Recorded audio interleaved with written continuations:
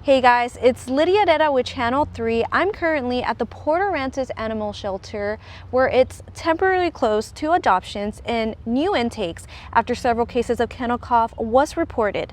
Now, this is the closest that I can be to the facility here right outside because I was told by the officer that if you have a dog, like I have a dog named Luna who, although she is healthy and she is up to date with all her vaccinations, that she still runs the risk of getting kennel cough. Animal Control Officer BJ Grimes tells us there are 5 confirmed cases of kennel cough at the shelter. When we sanitize, we have our big jackets on, we have changes of clothes, gloves and everything so that way it doesn't spread anywhere.